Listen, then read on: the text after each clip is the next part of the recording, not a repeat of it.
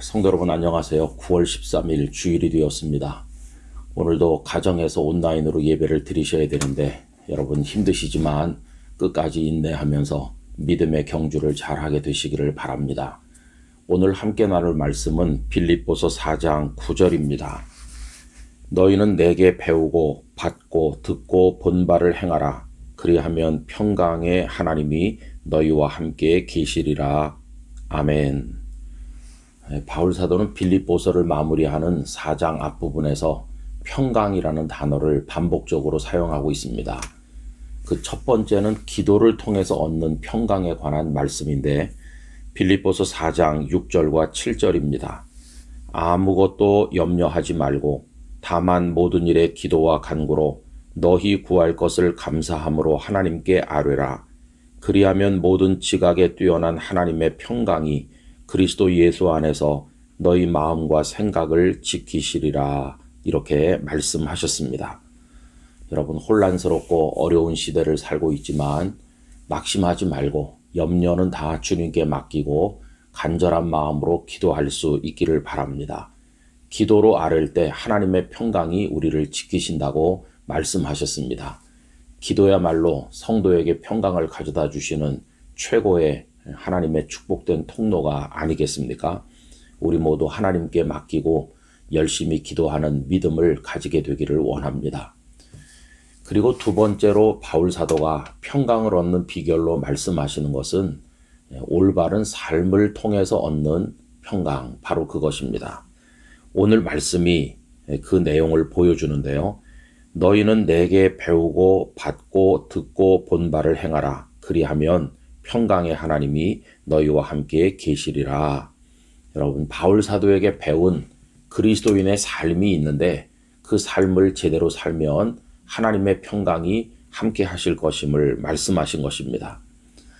이 편지를 받아서 읽었던 빌립보 지역의 성도들은 전형적인 이방인들입니다.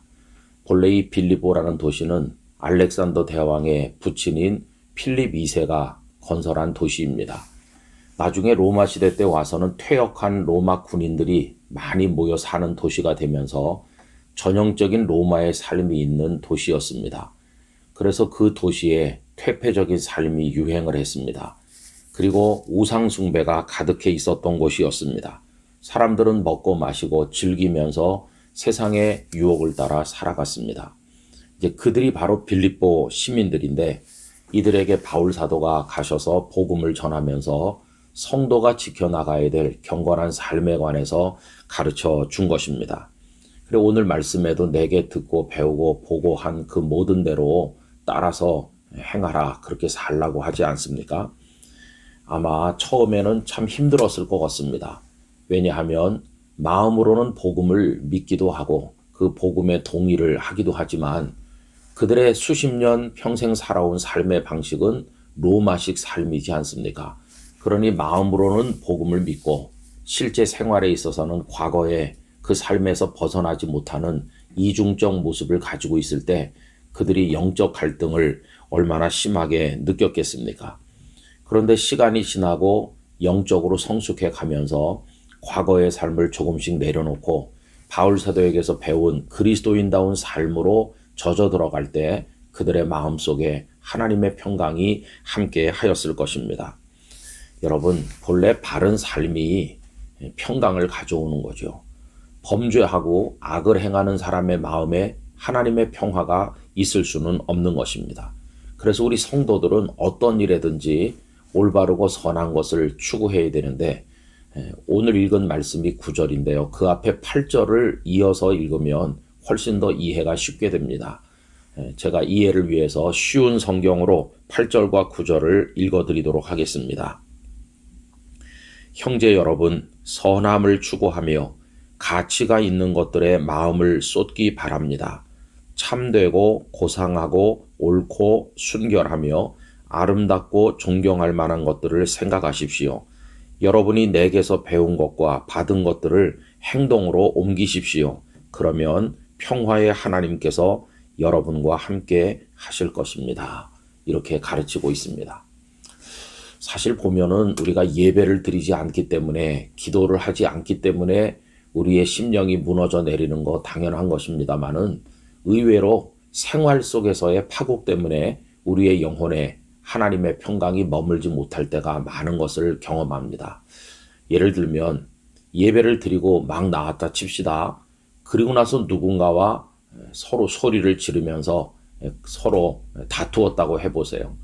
여러분, 방금 전에 예배 시간에 용서라는 주제의 말씀을 나누었다 할지라도 예배 직후에 갈등하고 다투고 분노하면 그 마음속에 예배 드린 기쁨이나 하나님의 은혜가 남아있지를 않게 됩니다. 마음이 크게 상하게 되고 그 상처가 오랫동안 지속되는 것을 우리가 경험하지 않습니까? 우리 성도들이 현실 생활 속에서 주님을 믿는 기쁨을 맛보지 못하는 아주 중요한 이유가 바로 여기 있는 것입니다. 삶에 실패하는 거죠. 그러니 평강의 하나님께서 우리와 함께 하시지 않게 되는 것이죠. 나는 열심히 예배하고 섬기는 것 같은데 왜 예수님을 믿는 기쁨이 내게 없을까 생각을 해보면 바른 삶을 살지 못하기 때문이라고 그렇게 진단할 때가 많은 것입니다. 여러분, 우리 성령님을 의지합시다. 성령님께서 우리의 생각을 지키시고 우리의 삶을 지켜주셔서 그리스도인다운 삶을 살도록 힘씁시다. 그렇게 하면 우리 마음속에 하나님의 평강이 함께하게 될 것입니다. 첫째는 기도를 통해서, 두 번째로는 성도다운 바른 삶을 통해서 하나님의 평강을 경험하시고 그 평강의 하나님과 동행하는 복을 누리게 되기를 간절히 기원합니다.